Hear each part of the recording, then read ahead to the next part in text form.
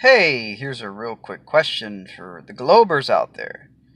So apparently we know Earth's radius because Eratosthenes figured it out 100,000 years ago or whatever, using his sticks and well experiment. Okay guys, so as you can see here, you type into Google, how do we know Earth's radius? And it is chock full of references to Eratosthenes. When and how did scientists measure the radius? Mentions Eratosthenes here. You click on it. Top answer, the seemingly impossible feat of measuring the size of the Earth was first accomplished by a genius Greek guy named Eratosthenes. Over here, another core answer. In the 2nd century BC, Eratosthenes figured out the radius. You continue down the Google search results and you see numerous, probably like 75% of these entries on the top search results mention Eratosthenes. Here we go again, Eratosthenes.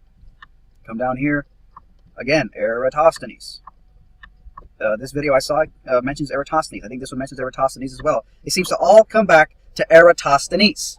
But of course, Eratosthenes' experiment worked under the presumption that the sun is so far away that the sun's rays are coming in parallel into the Earth. There was a famous experiment conducted by Eratosthenes. How can we use this observation to see if Earth's surface is curved? We need another well. Turns out we can't see the bottom of both wells at the same time. Well, there are two possible explanations. First, we could have a flat Earth with a sun that's small and close by so that the light hits the second well at an angle. Or second, we could have a curved Earth with a sun that's big and far away so that all the light comes in parallel, but only one well at a time is lit all the way to the bottom.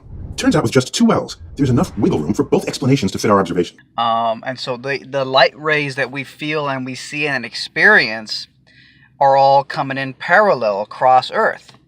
But how in the hell are we supposed to trust that light rays are traveling parallel when every time someone pulls out a P1000 and can see a flat Earth for 13, 20 or more miles, even though the objects in the distance are supposed to be hidden by the curvature, when the Globers just say, oh, that's refraction. Light is bending. Okay guys, and here you have tarred bag atheists attempting to refute my P1000 observations by literally referencing how refraction through the atmosphere is bending light. And the second thing is refraction. This is actually one of the biggest mistakes that flat earthers make. Standard refraction refers to how much on average the light refracts, but it's a well-known fact that light refracts way more over water than it does over dry land. So wait a minute. Light is bending and warping and doing all types of crazy shit in the atmosphere, but somehow the rays of light are coming in so consistently parallel that Eratosthenes could rely on that assumption when he did his experiment with the stick and the well, Eratosthenes' experiment. If all of that, if curving, bending light is causing us to see things that should be hidden behind the curvature of the Earth, then why isn't that same crazy, windy, bendy light at play for Eratosthenes back in his day when he did that experiment and assumed that the rays of light from which shadows were being cast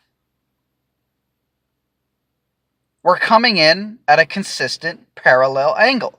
How do we know refraction wasn't involved in all that shit? Indeed, different people who reperform the experiment nowadays seem to get different results.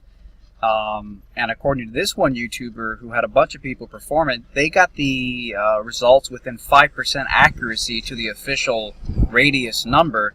And the person in this YouTube video even mentions that Eratosthenes was accurate within 16%. Averaging the 5 results gives us a radius of 6,686 kilometers. That's only 5% off the actual value of 6,371 kilometers. Take that, Eratosthenes, with your 16% accuracy. So it seems different people are getting different levels of accuracy, and maybe it has something to do with refractive effects on the sunlight, bending the light, and maybe affecting the shadows cast and how they're measured, etc. Someone explained that to me. Somebody explained to me how we can trust the presumption that the rays of light are consistently parallel in our environment when I'm also supposed to believe that light is bending due to refraction. Someone give me an answer for that. Holy crap, guys. Can you see that? The Earth is freaking cat. Check them out, guys. The brand new The Earth is Cat t-shirts are now available. They come in a variety of shirts and colors. I also got some great mugs available, sweater hoods. Get yourself one of these The Earth is Cat t-shirts. I'll put a link to them in the description below. Get one from yourself right now.